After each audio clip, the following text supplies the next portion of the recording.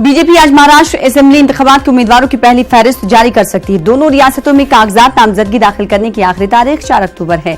आपको बता दें कि महाराष्ट्र और हरियाणा में असेंबली इंतखाबात का बिगुल बज चुका है। इन दोनों रियासतों में बीजेपी की हुकूमत है। बीजेपी के सामने दोनों रियासतों में बीजेपी को सरकार बनाने का चैलेंज है। यही वजह है कि उम्मीदवारों के इंतखाब पर कई दिनों से गौर-ए-खौज चल रहा है। इतवार को भी दिल्ली में बीजेपी सीईसी की मीटिंग हुई, जिसमें वजीर आजम नरेंद्र मोदी, अमित शाह और बीजेपी के कारगुजार सदर जेपी नड्डा मौजूद थे। बात अगर महाराष्ट्र की जाए तो बीजेपी शिवसेना में अभी तक सीटों की तकसीम नहीं हुई है। जराये के मुताबिक 288 सीटों में से 124 सीटों को शिवसेना को दिया जा सकता है। सीटों की तकसीम का ऐलान कहा जा रहा है कि मंगल को हो सकता है। इस बीच ये भी खबर आ रही है कि पहली बार ऐसा हो रहा है कि ठाकरे खानदान का कोई शख्स इंतखाबी मैदान में उतरने वाला है।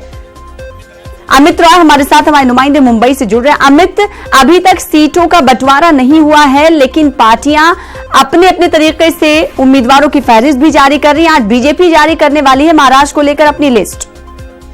देखिए, राजनीतिक दृष्टिकोण से आज का दिन बहुत ही महत्वपूर्ण है। पहली चीज मैं आपको बताना चाहूँ कि जिस तरह से हमने देखा कल बीजेपी की बैठक हुई दिल्ली में, आज जो है या कल पहले लिस्ट जो है बीजेपी जारी कर सकती है। 12 बजे जो है मुख्यमंत्री देवेंद्र फडणवीस के प्रेस कॉन्फ्रेंस पे, और ये बताया जा रहा है कि कांग्रेस और एनसीपी के कुछ नेता जो है आज भी शामिल हो सकते हैं बीजेपी में।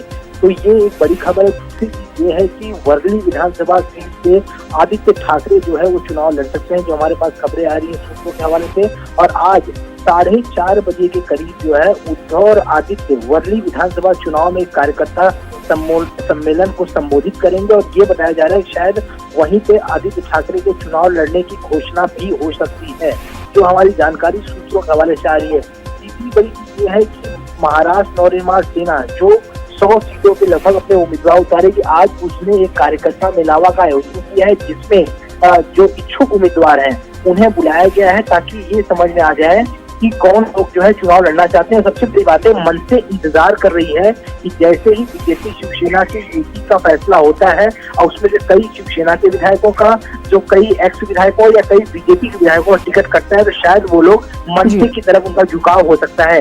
ये सारी चीजें जो बनी हुई है। कांग्रेस की बात करें तो कल कांग्रेस ने 51 सीटों पर अपने उम्मीदवार जो है वो घोषित किए, लेकिन अभी भी कई सीटों पे असमंजस की स्थिति जो है बनी हुई है। तो निश्चित रूप से हम ये कह सकते हैं कि बीजेपी शिवसेना, जो हमारे सूत्र बता रहे हैं कि 126 सीटें जो है वो शिवसेना को मिल सकती है, और 144 सीटों पे बीजेपी लड़ सकती है। और एक और जो हमारे सूत्र बता रहे हैं कि डिप्टी सीएम के लिए आदित्य ठाकरे के नाम की घोषणा जो है वो हो सकती है।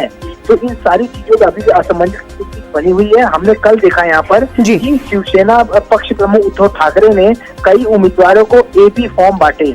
तो ये पहले असमंजस स्थिति में क्या युति नहीं होगी, क्योंकि युति की घोषणा के पहले ही उम्मीदवारों को एपी फॉर्म बांटना।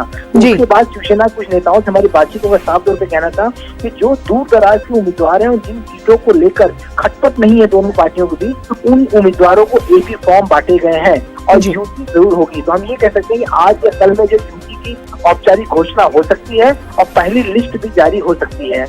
जी, तो इस लिस्ट पर और साथ ही साथ सीटों की तकसीम के अमल पर कब ये पार्टियां जारी करने वाली हैं और कितनी सीटें शिवसेना को मिलेगी, इस पर अभी भी लगातार तजज्जुब बरकरार है। बेहद शुक्रिया हमारे साथ अमित रॉय जुड़ने के लिए, अपडेट देने के लिए।